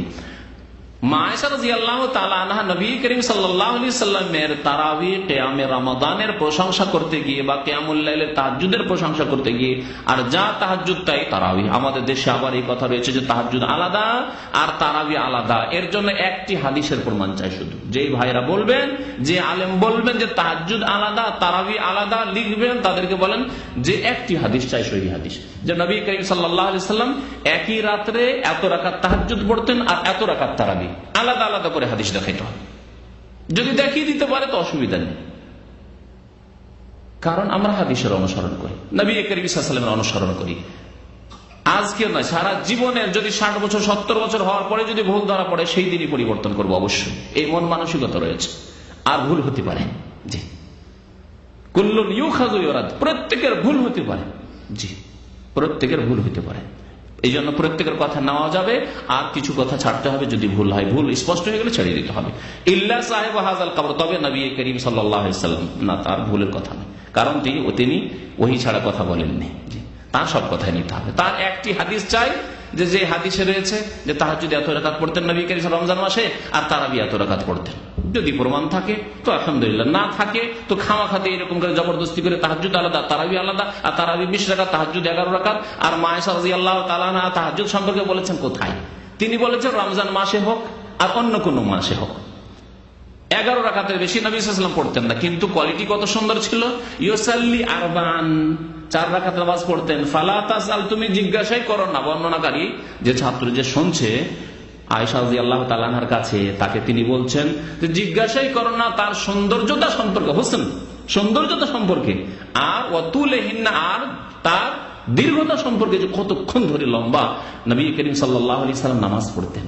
সুম্মা ইউসাল্লি আরবান, তারপরে একটু বিরতি নিতেন, কারণ অনেকক্ষণ নামাজ পড়ে ক্লান্ত হয়ে পড়তেন, একটু বিরতি নিতেন কিছুক্ষণ হয়তো, তারপরে আবার নামাজ শুরু করতেন। সুম্মা ইউসাল্লি আরবান, অথবা আবার 4 রাকাত নামাজ পড়তেন, 2 করে অবশ্যই পড়তেন, 2 করে সালাম ফিরতেন, কিন্তু প্রত্যেক 2 এর মাঝে বেশি বিরতি দিতেন না, 4 এর পরে একটু বিরতি দিতেন, আরাম করতেন। সুম্মা ইউসাল্লি আরবান, অথবা আবার 4 পড়তেন। ফালা তাসআল আন হুসনিহিন্না ওয়া তুলিহিন্না, জিজ্ঞাসাই করেন না কত সুন্দর তার নামাজ হতো আর কত লম্বা তার নামাজ হতো। আর আজকে আমরা সেই কোয়ালিটির সুন্নত সারা পৃথিবীতে কোথাও পালন করতে রাজি নয়। যদি কোনো মসজিদে দেখা যায় যে আধা ঘন্টায় শেষ হলো না, ঘন্টা লাগিয়ে দিল, দেখেন তারপরের দিন মুসল্লি পাওয়া যায় কিনা। হ্যাঁ, দেখবেন ভালো করে, হ্যাঁ, মুসল্লি কমে যাবে, বরং নামাজ ছেড়ে চলে যাবে আজকালকার মুসল্লি। যদি দেখা যায় একটু লম্বা করা শুরু করলো, দেখেন 1.5 ঘন্টা করে একদিন, একটা দিন কোনো জায়গায় দেখেন যে 8 রাকাত তারাবি আর 1.5 ঘন্টা লাগলো, তারপরের দিন মুসল্লি পাওয়া যাবে না। তো নবী করিম সাল্লাল্লাহু আলাইহি সাল্লামের সুন্নাত হচ্ছে রমজানের কিয়াম, রাত্রের কিয়াম তাকে বলা হয়েছে কিয়ামুল লাইল, কিয়ামে রমজান, সেটি হচ্ছে তারাবিহ। আর অন্য মাসে তার নাম তাহাজ্জুদ। অন্য মাসে হলে তার নাম তাহাজ্জুদ, রমজান মাসে তার নাম হচ্ছে তারাবিহ বা কিয়ামে রমাদান। আর সারা বছর কিয়ামুল লাইল, রাতের কিয়াম, রাতের নামাজ, এই জন্য রাতের কিয়াম বলা হয়েছে। এই 4টি নাম রয়েছে কিসের? তারাবির বা রাতের নামাজের। শুধু তারাবি না বলে রাতের নামাজের, কিয়ামুল লাইল, কিয়ামে রমাদান আর তারাবিহ আর তাহাজ্জুদ, একই নামাজের 4টি নাম। দ্বিতীয় ইবাদত এটি। তৃতীয় ইবাদত নবী করিম সাল্লাল্লাহু আলাইহি ওয়াসাল্লাম যার ফজিলতের কথা বলেছেন, আর রমজান মাসের সাথে সেই ইবাদত খাস, সেটি হচ্ছে লাইলাতুল কদর। শাবে কদরের, লাইলাতুল কদরের কি করা? রাত্রে ইবাদত বন্দেগী করা, ইহইয়াউল লাইল, রাত্রি যাপন করা, সারা রাত জেগে ইবাদত বন্দেগী নবী করিম সাল্লাল্লাহু আলাইহি ওয়াসাল্লাম এই লাইলাতুল কদরে করেছেন। শেষ 10 দিনে, আর বিশেষ করে শেষ 10 দিনের বেজোড় রাতগুলিতে 21, 23, 25, 27, 29, এই 5টি রাতে বিশেষ করে নবী করিম সাল্লাল্লাহু আলাইহি ওয়াসাল্লাম জাগার জন্য আদেশ করেছেন, উৎসাহিত করেছেন, এবং পরিবার পরিজন আত্মীয় স্বজনদের, নারী পুরুষ সবাইকে জাগাতেন নবী করিম সাল্লাল্লাহু আলাইহি ওয়াসাল্লাম। ইদা দাখালাল আশর, শেষ দশক আসলে, আহিয়াল লাইল, সারা রাত্রি যাপন করতেন, জেগে ইবাদতবন্দি করতেন। ওয়াইকাযা আহলা, পরিবারকে জাগাতেন, ঘুমোতে দিতেন না পরিবারকে। তাহলে আপনারও করণীয় যে আপনি আপনার স্ত্রীকে, আপনার ছেলে মেয়েদেরকে ঘুমোতে দিবেন না, না আজকে রাত্রে জাগতে হবে। ওয়াশাদ্দাল মেজার, আর প্রস্তুতি আগে থেকে নিয়ে নিতেন যে জাগতেই হবে, প্রস্তুতি নেওয়া, ইবাদত বন্দেগীর জন্য প্রস্তুতি নিতে হবে। আজকে দেখেন মার্কেটে, দেখেন কত ভিড় শুরু হয়েছে, রমজান এখনো আসেনি, যাই না এত ভিড় কেন? গাড়ির ভিড় দেখে বুঝতেই পারছেন যারা একটু বুঝেন মার্কেটের কথা। আর রমজান আসবে তখন দেখবেন যে গোটা দুনিয়া মনে হচ্ছে মানুষ এসে একেবারে ঝাঁপিয়ে পড়েছে মার্কেটের ওপর। কারণ ভালো ভালো খেতে হবে, ভালো ভালো খেতে হবে, ভালো ভালো পড়তে হবে, এই জন্য সারা রাত মার্কেট, সারা রাত মার্কেট, এক শ্রেণীর লোকের। কিন্তু আল্লাহর নেক বান্দা যারা আখিরাত মুখী, যারা বেঁচে আছেন ইবাদত বন্দেগী করার জন্য, আর বেঁচে খাওয়া দাওয়া করার, বেঁচে থাকার জন্য। 2 শ্রেণীর মানুষের কথা বলেছিলাম এর আগে, যে একদল খাওয়া দাওয়া করেন কিসের জন্য? বেঁচে থাকার জন্য। তাদের এ বাজারে কি হচ্ছে না হচ্ছে, কি আসলো না আসলো, কিসের ডিসকাউন্ট হলো না হলো, ওসবের খোঁজ খবরই নেই তাদের, বুঝতে পারছেন কিনা? আর এক দল বেঁচে থাকে খাওয়ার জন্য, তাদের কোন সুপার মার্কেটে কোন জিনিসের ডিসকাউন্ট হয়েছে আর স্পেশাল অফার এসছে, দেখেন সেখানে ঘোরাঘুরি শুরু করছে, কেনাকাটা থাক আর না থাক ঘোরাঘুরি। এই 2 শ্রেণীর মানুষ পৃথিবীতে আছে। প্রস্তুতির কথা বলছিলাম, যে এই যে প্রস্তুতি, রমজানে কিছু ভালো খাবেন, ইফতার করবেন, এই সেই জন্য কত প্রস্তুতি শুরু হয়ে যাচ্ছে। নবী করিম সাল্লাল্লাহু আলাইহি ওয়াসাল্লাম এই সব প্রস্তুতি নিতেন না? ইবাদত বন্দেগীর জন্য প্রস্তুতি নিতেন। শাদ্দাল মেজার, লুঙ্গি ভালো করে শক্ত করে বেঁধে নিতেন, মানে প্রস্তুতি নিতেন। এই 3টি ইবাদত বন্দেগীর কথা নবী করিম সাল্লাল্লাহু আলাইহি ওয়াসাল্লাম একটি হাদিসে বলেছেন, আর এবং তার ফজিলতের কথা। মান সামা রমাদান ঈমানান ওয়া ইহতিসাবান গুফিরা লাহু মা তাকাদ্দামা মিন যামবিহি, যে ব্যক্তি রমজান মাসে রোজা রাখলো, সিয়াম পালন করলো, ঈমান আর আল্লাহর প্রতি বিশ্বাস রেখে, আল্লাহর প্রতি বিশ্বাস, ঈমান রেখে, মানে আমার আল্লাহ, আমার রব ফরজ করেছেন, যিনি আমার রিজিক দাতা, যিনি আমার সৃষ্টিকর্তা, যিনি আমার রব, প্রতিপালক, পালনকর্তা, তিনি আমার উপর ফরজ করেছেন। সুতরাং সবচাইতে বড় কাজ হচ্ছে আমার এই কাজটি, সর্বপ্রথম কাজ হচ্ছে আমার এই কাজটি।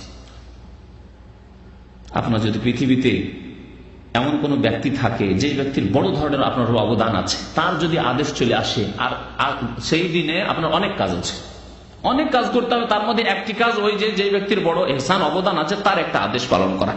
তিনি আদেশ করেছেন অমুক কাজটি আমার আজকে করে দিতে হবে। আপনি নিজের কাজগুলিকে সবগুলিকে ফেলে দিয়ে, হোক আর না হোক পরে করা যাবে, কিন্তু আমার উপর তার বড় অবদান আছে, আমি কোথায় সৌদি আরবে বাঁচতে পারতাম, একটি পয়সা আমার পকেটে ছিল না, সেই ব্যক্তি আমাকে এত বড় ইহসান করেছে, আর তার একটি আদেশ এসেছে, আমি পালন করবো না? এরকমের যে কোনো ইহসান হোক না কেন, কারো হয়তো হেদায়েতের ইহসান রয়েছে, যে আমি কত গুমরাহিতে ছিলাম, আর সেই লোকটির মাধ্যমে আল্লাহ আমাকে হেদায়েত করেছে, সুতরাং তার একটি আজকে আদেশ এসেছে, এই আদেশ আমি পালন করবো না। এরকমের অনেক মন মেজাজ রয়েছে। তাহলে যার আপনার উপর ইহসান, অবদান রয়েছে, তার, অথচ সে মানুষ, আর তার যদি না আপনার বিরুদ্ধাচরণ করে দেন, তো আপনার কি করবে? এখন আপনি সচ্ছল হয়ে গেছেন।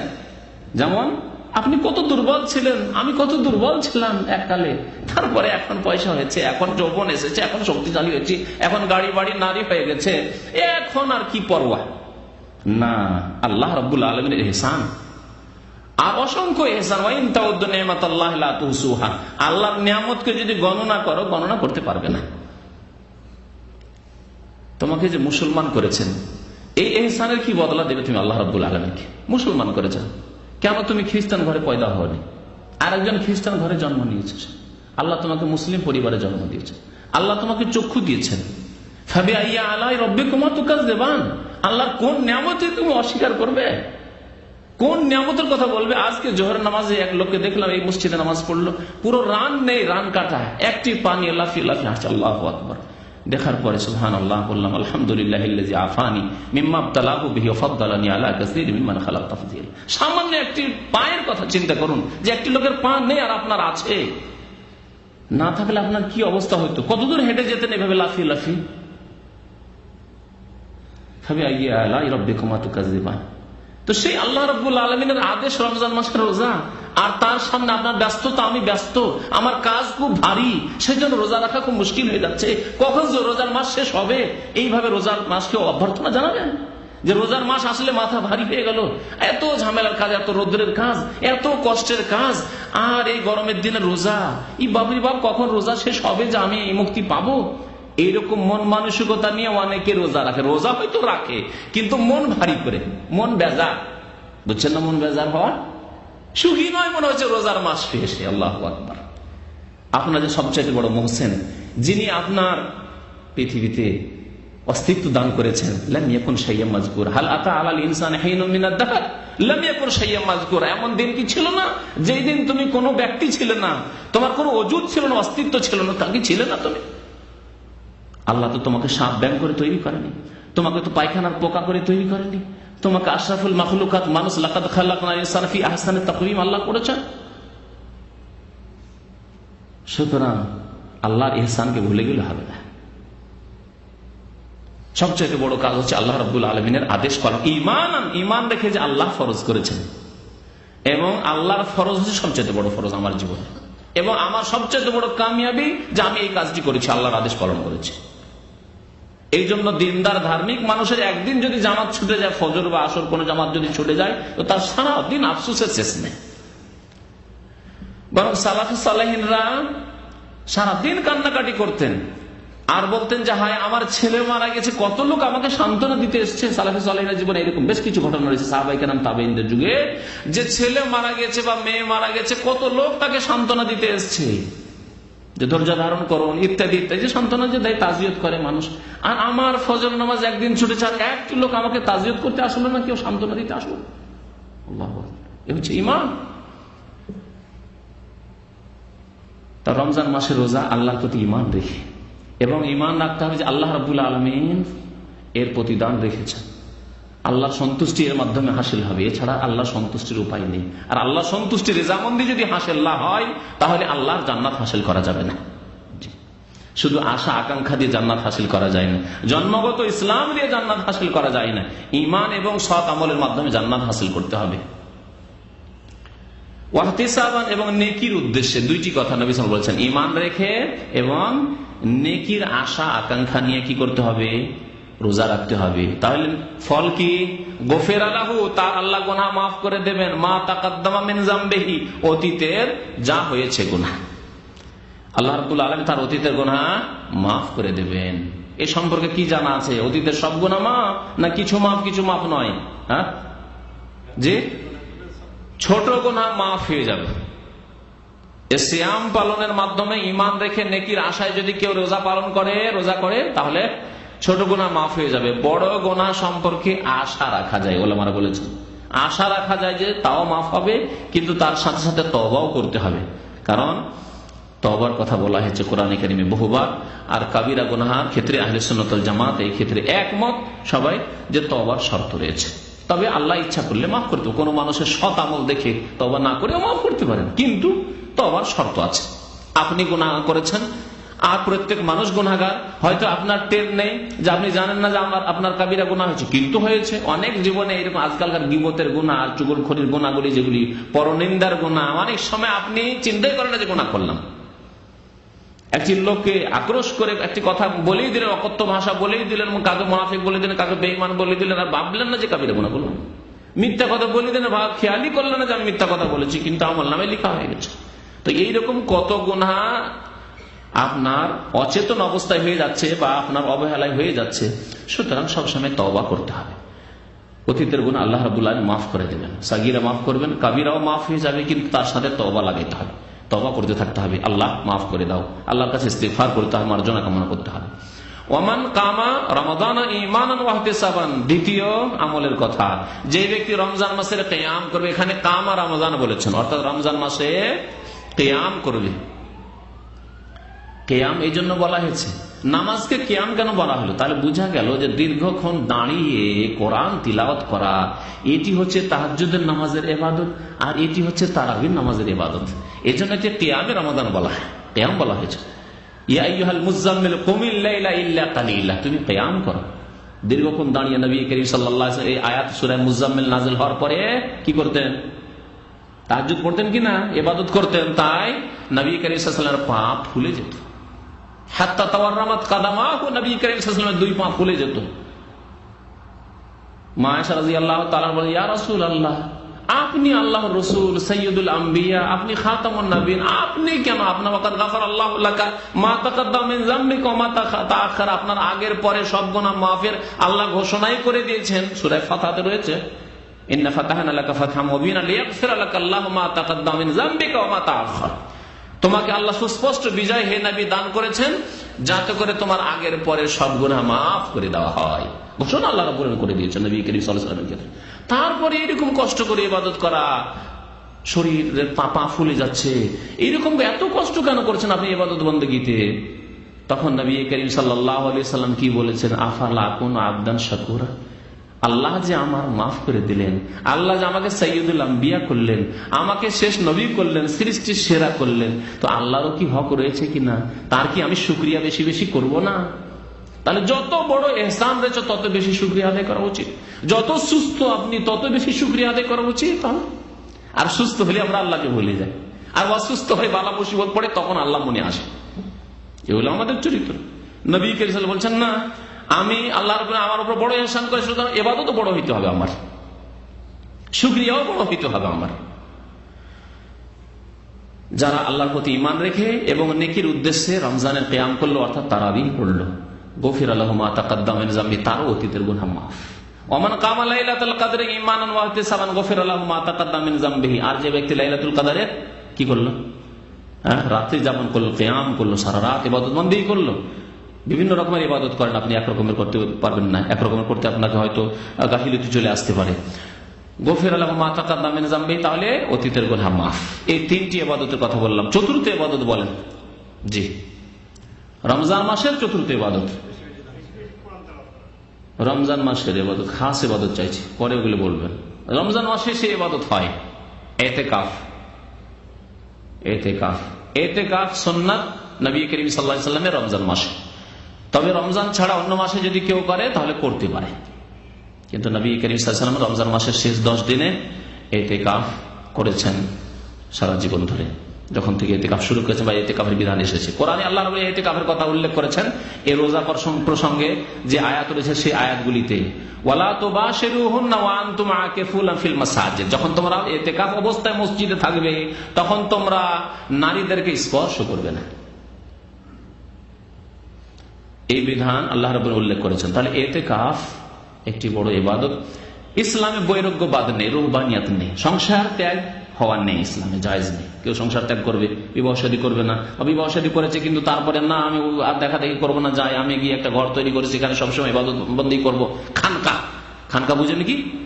আমাদের দেশে অনেক খানকা আছে, কিন্তু এই যে খানকাহিয়াত এটিকে বলা হয় উর্দু ভাষা, ইসলামে খানকা নেই। লা রুহবানিয়াত ফিল ইসলাম, নবী করিম সাল্লাল্লাহু আলাইহি ওয়াসাল্লাম বলেছেন ইসলামে রুহবানিয়াত বৈরাগ্যবাদ নেই। সন্ন্যাসী সেজে যাওয়া, বনে জঙ্গলে ইবাদত বন্দেগী করা, ইহুদি খ্রিস্টানদের মতো বা হিন্দুদের মতো, এসব নেই। তবে 10 দিন আছে বছরের মাত্র, 10 দিন নবী করিম সাল্লাল্লাহু আলাইহি ওয়াসাল্লাম আমাদের জন্য রেখে গেছেন। 10 দিন তুমি সংসার ত্যাগ করে দাও, কাজকর্ম ত্যাগ করে দাও, দুনিয়ার সাথে সম্পর্ক ছেদ করো, আর একমাত্র আল্লাহ রাব্বুল আলামিনের সাথে সম্পর্ক রাখো। এই 10টি দিন আল্লাহ আমাদেরকে সুযোগ দিয়েছেন ইতিকাফ, মসজিদে অবস্থান করা। আর রমজান মাসের ইবাদত খাস ইবাদত, জি রমজান মাসের ওমরা যদি অন্য মাসে আছে, কিন্তু রমজান মাসের ওমরার স্পেশাল ফজিলত রয়েছে। প্রিয় নবী মুহাম্মদ রাসূলুল্লাহ সাল্লাল্লাহু আলাইহি ওয়াসাল্লাম বলেছেন, উমরাতুন ফি রমাদান তা'দিলু হাজ্জাতান। রমজান মাসের একটি উমরা, হ্যাঁ কত? হজের সমান। আর একটি রিওয়ায়াতে হাদিসে রয়েছে আও কালা হাজ্জাতান মাই, আমার সাথে হজ করার সমান। সওয়াবের দিক দিয়ে, নেকির দিক দিয়ে, ফরজ আদায় হওয়ার দিক দিয়ে নয়, কথাটি মনে রাখবেন। কারণ ছোট হজ করা আমাদের দেশীয় প্রথায় অনেকে এখানে আছেন যে হুজুর ছোট হজ করেছে, আর সারা জীবন ওই উমরা দিয়ে একটি করে টরে দেশে চলে গেল, হজ করলো না বলে ছোট হজ করেছে। ছোট হজ ইসলামে নেই। যেমন ছোট হজও নেই, বড় হজও নেই। বড় হজ নেই মানে কি জানেন? একটা আমাদের হজ্জে আকবরীর কথা, একটা বিদাতি কথা আছে যে শুক্রবারে যদি আরাফার দিন হয়ে যায় তাহলে হজ্জে আকবরী হয়ে গেল। আর হজ্জে আকবরী হয়ে গেলে নাকি 70 গুণ বেশি নেকি হলো, মানে এক হজ করে 70 হজের নেকি। আর সৌদি সরকার সম্পর্কে বিদাতিরা বলে যে আরে যখন আগে পরে হয়ে যায়, জুমার দিনটা হয়তো 8 তারিখ হয়ে গেল, বা জুমার দিনটা হয়তো 10 তারিখ হয়ে গেল, 9 তারিখ হলো না, জানো এরা চালাকি করে হজ্জে আকবরী হইতে দেয়নি। কারণ হজ্জে আকবরী হইলে নাকি সৌদি আরবের খুব খরচ আছে। আরে বাবা কি খরচ আছে দেখাও তো। বিদাতি যে কত নির্বোধ হয়, আমি এই কথাটি মাঝে মাঝে বলি যে বিদাতির আকল থাকে না, বিবেকহীন। যারা শিরক করে আর বিদাত করে তাদের কিন্তু আকল থাকে না, জ্ঞান বুদ্ধি নেই। আপনার শুক্রবারে আরাফা হলে সৌদি আরবের সরকারের খরচই বা কি আছে যে এরকম কথা বিদাতিরা বলে? শুনেছেন কোনদিন এরকম কথা? শুনেছি। ভারত, বাংলাদেশ, পাকিস্তানের বহু বিদাতির কাছে শুনেছি। আমার সামনে এসে বলছে একবার এই ছিল যে এই শুক্রবারে হতে দিল না, এই শুক্রবারে আরাফাটা হতে দিল না, হজ্জে আকবরীটা হতে দিল না আমাদের। বুঝতে পেরেছেন?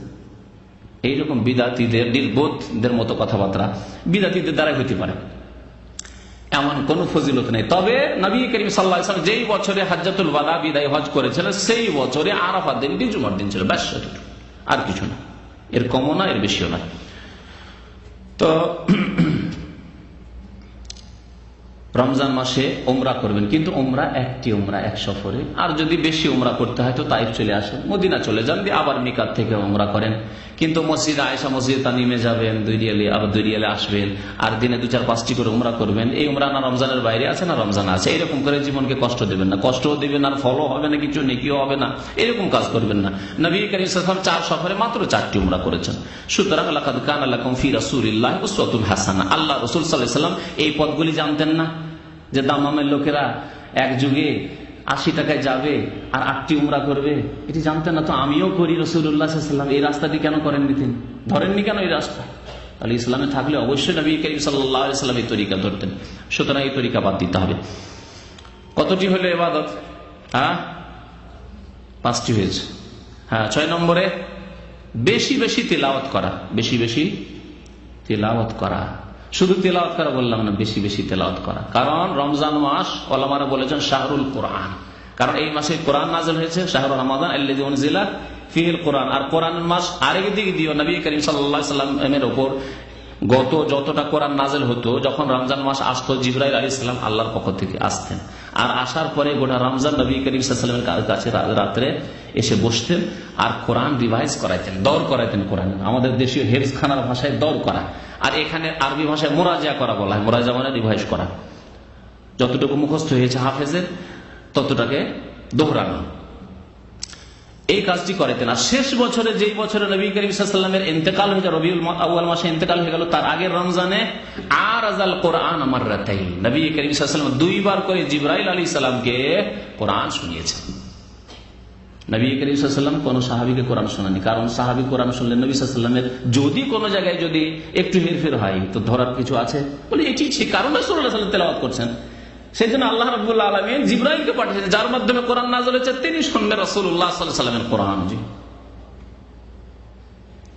2 বার করে কোরআন খতম করেছেন নবী করিম সাল্লাল্লাহু আলাইহি ওয়াসাল্লাম শুনিয়ে, জি শুনিয়ে জিবরাইল আলাইহিস সালামকে। আর কোরআন তেলাওয়াত করতেন নবী করিম সাল্লাল্লাহু আলাইহি ওয়াসাল্লাম ইয়াকরা আয়াতান আয়াতান, হাদিস রয়েছে, এক একটি আয়াত পড়তেন আবার স্টপ করে দিতেন। আলহামদুলিল্লাহি রাব্বিল আলামিন আর রহমানির রহিম মালিকি ইয়াউমিদ্দিন, এইভাবে তেলাওয়াত করতেন। আমাদের দেশীয় তেলাওয়াত, এই তেলাওয়াত আল্লাহু আকবার, কি যে হবে এর পরিণাম আল্লাহ ভালো জানেন। কোরআনের সাথে যে কত বেয়াদবি, যে কোরআনকে এমন ভাবে পড়া হচ্ছে যে অর্ধেক ভিতরে থেকে গেল, অর্ধেক বাইরে হলো, স্পষ্ট কিছুই বোঝা গেল না, না পড়ানেওয়ালা বুঝলো না শ্রোতারাই বুঝলো। বেশি বেশি কোরআন তেলাওয়াত করতে হবে। আর ইবাদত রমজান মাসের বেশি বেশি সাদকা করা, বেশি বেশি সাদকা খয়রাত করা। নবী করিম সাল্লাল্লাহু আলাইহি ওয়াসাল্লাম সম্পর্কে হাদিস রয়েছে, কানা রাসূলুল্লাহ আজওয়াদান নাস, নবী করিম সাল্লাল্লাহু আলাইহি ওয়াসাল্লাম সবচেয়ে বড় দাতা ছিলেন। ওয়া কানা আজওয়াদা মা ইয়াকুনু ফি রমজান, বুখারী শরীফের হাদিস। আর রমজান মাসে আরো বেশি তিনি দাতা এবং সাকি হয়ে যেতেন। হিনা ইয়ালকাহু জিবরিল, যখন জিবরিল আলাইহিস সালাম সাক্ষাৎ করতেন। তাহলে রমজান মাসে বেশি বেশি দান করতে হবে, নফল দান। ফরজ যাকাত যদি বছর পুরা হয় যেমন বলা হয়েছে, তাহলে আপনি রমজান মাসে দেন। আর যদি দেখা যায় যে আগেই বছর পুরা হয়ে গেছে, তাহলে আগে আপনি যখন আপনার বছর পুরা হবে আপনার টাকার ওপর বা আপনার সম্পদের ওপর, তখনই আপনাকে জাকাত দিতে হবে। রমজানের সাথে জাকাতের তাহলে কোনো সম্পর্ক নেই। তবে বেশি বেশি দান খায়রাত করা, বেশি বেশি আত্মীয় স্বজনদের উপর খরচ করা, বেশি বেশি ফকির মিসকিন খেয়াল রাখা ইত্যাদি, এ হচ্ছে রমজান মাসের ইবাদত। আর জি রমজান মাসের আর ইবাদত, জি সেহরি খাওয়া তো নিজের কাজ, নিজের। জি সেহরি খাওয়া ইবাদত নাই। সেহরি খাওয়া অবশ্যই বরকতের কাজ, কিন্তু সেহরি খাওয়াকে ইবাদত বলা যাবে না, নেকির কাজ অবশ্যই। হ্যাঁ, আর ইফতার করানো, অন্যকে ইফতার করানো, ওই রকম তো তার নিজে ইফতার করে, সেটাও তো একটা নেকির কাজ। ইফতার করা, অন্যদেরকে ইফতার দান করা, এর ফজিলত কি? নবী করিম সাল্লাল্লাহু আলাইহি ওয়াসাল্লাম বলেছেন, মান ফাত্তারা সাইমান ফালাহু মিসলু আজরি সাইম। যে ব্যক্তি অন্যদেরকে রোজা ইফতার করাবে, শুধু ফকির মিসকিনকে নয়, সচ্ছল ব্যক্তিকে, পয়সাওয়ালাকেও যে ইফতার করাবে, মুমিন মুসলিম হইতে হবে, নামাজি হবে, ভালো মানুষকে ইফতার করাতে যথাসাধ্য ভালো মানুষকে ইফতার করাতে হবে, তাহলে ফালাহু মিসলু আজরি সাইম, রোজাদারের যে নেকি সেই পরিমাণ আল্লাহ রাব্বুল আলামিন নিজের রহমত থেকে, অনুগ্রহ থেকে নেকি দেবেন। লা ইয়ানকুসু মিন আজরি সাইম শাইআন, রোজাদারের কোন নেকিতে ঘাটতি করানো হবে না। জি, ওটি ইবাদত হলো। জি, আর কিছু? হ্যাঁ, আর কোন ইবাদত আছে কিনা?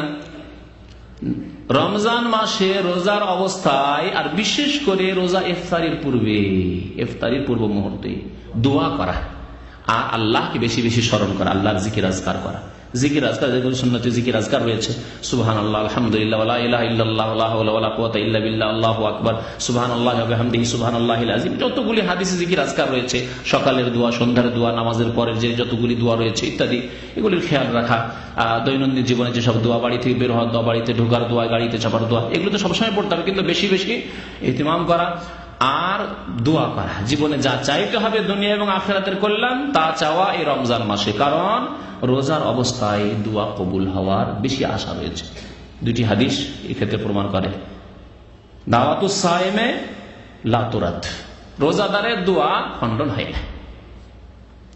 তাহলে সারাদিন যে কোনো সময় রোজাদার যদি দোয়া করে তার খণ্ডন হয় না। আর বিশেষ করে হিনা ইফতার আরেক হাদিস রয়েছে, ইফতারের পূর্ব মুহূর্তে কেউ যদি দোয়া করে, এই সময়টি গল্প না করে আর খাওয়া দাওয়া পাকশাকে এত ব্যস্ত না থেকে অল্প কিছু নিয়ে, বা যেখানে আলহামদুলিল্লাহ ইফতার ক্যাম্প রয়েছে সেখানে বসেন, দিনের কথাও শুনেন আর মনে মনে দোয়া করতে থাকেন, আর কানকে সজাগ রেখে দিনের কথাও যদি হয়, আলোচনা হয়, তাও শুনতে থাকেন, আলহামদুলিল্লাহ আপনি সব রকমের খায়ের পেয়ে গেলেন। আপনি এত ব্যস্ত না থেকে পাকশাকে আর খাওয়া দাওয়া নিয়ে আর পার্টি করা নিয়ে আর বন্ধু বান্ধব নিয়ে এসব দুনিয়াদারি না করে আপনি দিন কিছু করেন, দোয়া করেন। এ হচ্ছে দোয়া ইবাদত রমজান মাসে। 10 নম্বরের ইবাদত হচ্ছে তওবা এবং ইস্তিগফার। যা জীবনে ভুল হয়েছে ইউটার্ন করেন, ফিরে আসেন, ফিরে আসেন আল্লাহ রাব্বুল আলামিনের দিকে, ফিরে আসেন জান্নাতের পথে, এবং আল্লাহর কাছে বেশি বেশি ইস্তিগফার করেন। নবী করিম সাল্লাল্লাহু আলাইহি ওয়াসাল্লাম দিনে কতবার ইস্তিগফার করতেন? 100 বার করে ইস্তিগফার করতেন। আর আরেকজন সাহাবী উল্লেখ করেছেন যে একই মজলিসে কিছুক্ষণ বসে আছেন নবী করিম সাল্লাল্লাহু আলাইহি ওয়াসাল্লাম, ফিল মাজলিসিল ওয়াহিদ কুন্না নাসমা, আমরা শুনতাম নবী করিম সাল্লাল্লাহু আলাইহি ওয়াসাল্লাম থেকে বারবার করে তিনি বলতে থাকেন আস্তাগফিরুল্লাহ ওয়া আতুবু ইলাইহি। মজলিসে বসে আছেন, গল্প চলছে বা কোনো কথাবার্তা হচ্ছে, তার মধ্যেই মাঝে মাঝে একবার করে বলতেন আস্তাগফিরুল্লাহ ওয়া আতুবু ইলাইহি, আস্তাগফিরুল্লাহ ওয়া আতুবু ইলাইহি। আপনার নিয়তটা খালেস থাকতে হবে, রিয়াকারি করিয়েন না, লোক দেখানো করিয়েন না যে লোকে খুশি হবে আমার ইস্তিগফার শুনে, এরকম না। কিন্তু আল্লাহ সন্তুষ্ট যেন আপনি করছেন, মজলিসে বসে আছেন, আপনি আওয়াজ উঁচা করেও বলেন, কারণ সাহাবারা যখন শুনতেন নবী করিম সাল্লাল্লাহু আলাইহি ওয়াসাল্লাম থেকে, তাহলে বোঝা গেল যে মাঝে মাঝে আওয়াজ উঁচা করেও তওবা ইস্তিগফার করা ভালো। আস্তাগফিরুল্লাহ ওয়া আতুবু ইলাইহি। নবী করিম সাল্লাল্লাহু আলাইহি ওয়াসাল্লাম আরেকটি ইস্তিগফার করতেন, আস্তাগফিরুল্লাহ আল্লাযী লা ইলাহা ইল্লা হুয়াল হাইয়ুল কাইয়্যুম ওয়া আতুবু ইলাইহি। আল হাইয়ুল কাইয়্যুমের সিফাতের সাথে যেগুলো কি ইসমে আযম বলা হয়েছে নবী করিম সাল্লাল্লাহু আলাইহি ওয়াসাল্লাম কিছু হাদিসে। তো এই সব দোয়াগুলি, বাকি আমাদের দেশে আস্তাগফিরুল্লাহ রাব্বি মিন কুল্লি যামবিন ওয়া আতুবু ইলাইহি যে পড়া হয়, সেটি আলেমদের কোনো হাদিসে পাওয়া যায় না।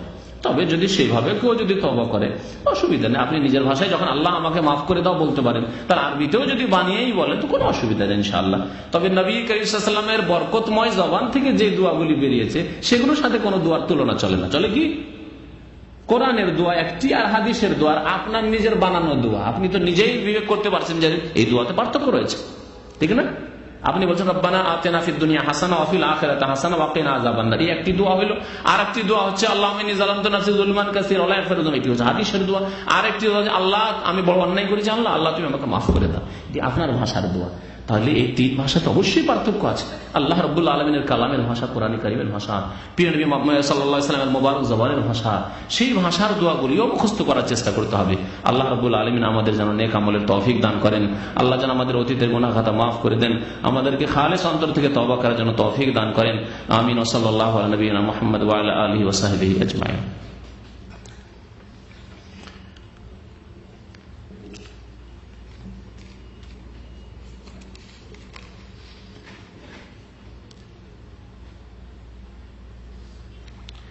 নামাজের সেজদায় গেলে আগে হাত রাখবো না আগে হাঁটু রাখবো? যেটা আপনার সুবিধা হয় ওইটাই রাখেন, সামনে বেশি বাড়াবাড়ি না করে যেটা সুবিধা হয় সেটা রাখেন।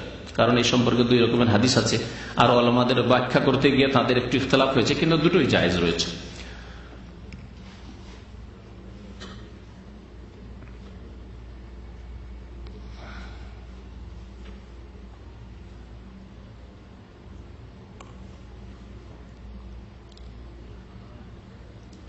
এক ভাই লিখেছেন যে কোন ইমাম নামাজের অবস্থায় আছে কিন্তু কাপড় টাকনোর নিচে আছে, ইমামের নামাজ হবে কিনা? কাপড় টাকনোর নিচে আছে সে গুনাহগার। টাকনার নিচে যদি কাপড় যায়, সে ইমাম হোক আর মুক্তাদি হোক আর যে কোনো মানুষ হোক, রাজা হোক আর প্রজা হোক, সে গুনাহগার এবং এটি কাবিরা গুনার অন্তর্ভুক্ত, কারণ জাহান্নামের শাস্তির কথা বলা হয়েছে। আর ওলামারা বলেছেন যেই গুনার কারণে জাহান্নামের শাস্তির কথা বলা হয়েছে সেটি সাগিরা কখনো নয়, সেটি কাবিরা গুনাহ।